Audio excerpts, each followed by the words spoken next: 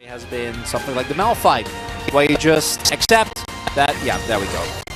Accept that it's not about you, and it will be a surefire way to force out an ultimate of Guma.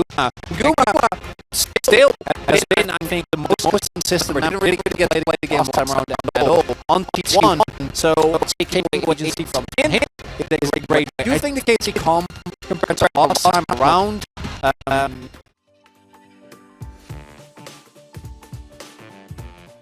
Guess what? We'll never know. Gates, and this time Lehens, maybe he was watching that first series. Knowledge, and now T1 will also spot Cuz. Are we going to get a 3v3 here? Yeah, trying to force the 3v3, but the Sun is going to miss. That's a second flash force, but the root does come in, and Oner's just going to have to back away. Feathers pulled back as well. There's a stun follow-up, just a winning trade, you could say, for KT, although they lose in terms of summoners. Conqueror's fully stacked. Yeah, Bdd is getting pretty low, and that's just going to be first blood. He's standing on the soldiers. He says, well, I can't run from here, so I'll just try to take the trade, and he loses it. So Faker takes first blood. As Oner still here, stun, missing. They jump onto him immediately, and he doesn't have flash. So he just gets jumped on. That's another kill. Uses his cleanse, and you get a decent trade with summoners.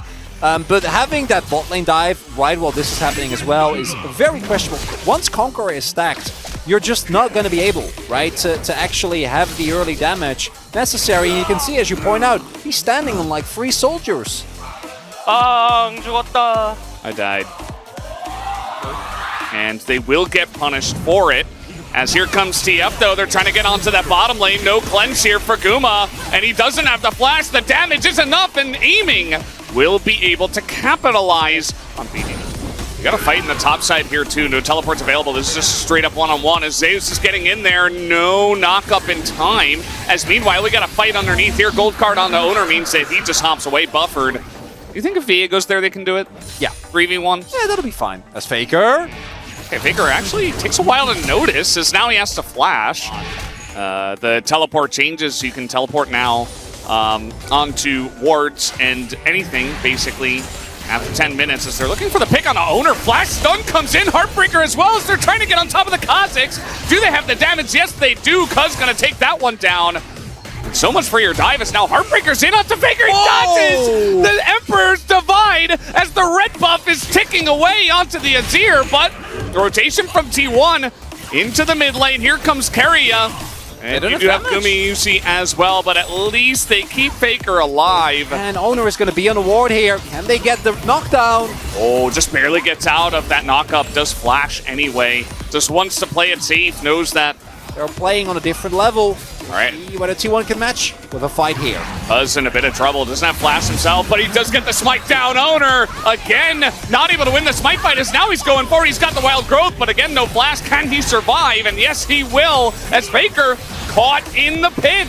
They're trying to turn this one around as the Emperor's Divide does a huge amount of damage. Lehens is trying to get away. Oner's getting into that back line, but the Aphelios is getting huge damage in the pit. And here is Keen from the top lane to turn the fight around in a huge way. Knocks up 2 and wins the fight for KT. With a bunch of kills, and look at the restraint here. It starts off with Cuz being able to stay alive, and from the get-go, it feels like T1 doesn't want to fully commit here, right? We go in on Cuz. He gets out with just a little bit of health.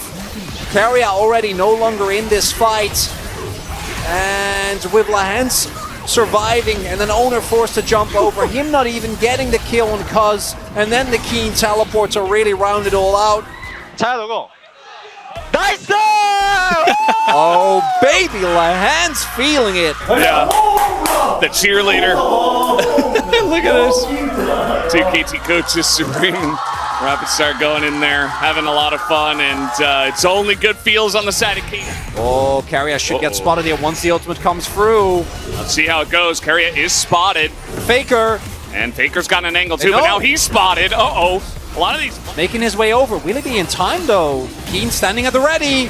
All right, there's the Destiny. We do have it behind. That is a massive Malphite ultimate. Guma is so low, but he's staying alive, but he does go down to the Viego right at the last second as Bdd behind enemy lines is just kiting it out. He takes Oner and Keria out of the fight, and the front line of T1 is toast. As Lehens doesn't even go down in the fight. All 5 members of KT survive. And it is What will they do with this lead as they spot Keria, who misses over the wall, as now they're just going to engage onto Guma as down he goes, has nothing in the tank left over. Bdd makes it in behind the Cassante. This is an absolute bulldozing. It feels to have a Baron taken away from you right from the get-go as Lahant.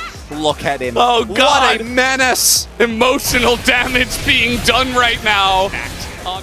Over on that side. They're just looking to push as a team, as there they go once again, just lining up for it. The ground gonna help Faker, but will this engage help as they get on top of the Aphelios? The 80 carries are traded, but the rest of the team here from KT is doing a lot. As you do see, the Empress Divide does come in. Keen is getting pretty low, but the Viego is going off in this game. He is stealing everybody. Cuz is getting pretty low, though. The gold card is in here. Perhaps they did overextend just a bit, as Bdd almost going to hit that one, but misses the Q.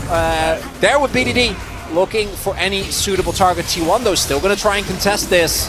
Yeah, I mean, you have to. It's either you lose to Hex Soul or you lose in this fight. Let's see if they got it as, oh, he will actually steal it, but he does immediately go down. Now 5v4 in favor of KT. They're going to take the 2 picks that T1 have to give over and maybe look for a little bit more. Here comes Bdd. He's got Sonya's, I believe, and the Everfrost as he is holding on to it. Maybe he doesn't have it up after that last fight, and no, he just goes down and is not able to force too much in his favor. So T1 staying alive in this game. KT's like right before a Baron or something. Yeah, that's when I'm going to start ringing the alarm bells as in he goes. He's going in again. Okay, this time he's got Sonya's. I almost guarantee it. That's a double, another double knockup rather, as both of them get extremely low. Guma holds on to his Feather Storm for about 5,000 years, and down will go the both of them as aiming is just sniping him down. Is now 9-1-9 in this game, and that might just do it. I think that's it.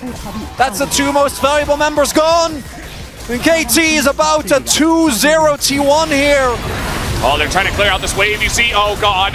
They're both dead. They're both just dead as they are desperate to try to stop the wave from pushing in, but instead they donate their champions as in come the minions. It is inevitable. KT will take down both of your Nexus turrets and take the series 2-0 as Bdd can hardly hide his excitement in this series. 2-0.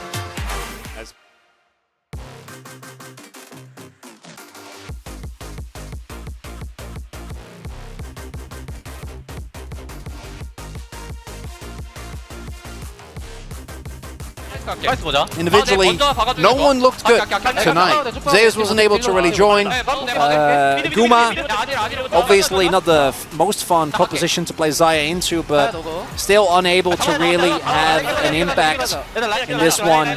And Faker and Oner, we already talked about getting completely outclassed by Cuz and Bdd. And in a weird way, once the game kind of started going the way of KT, it felt even more one-sided than game number 1.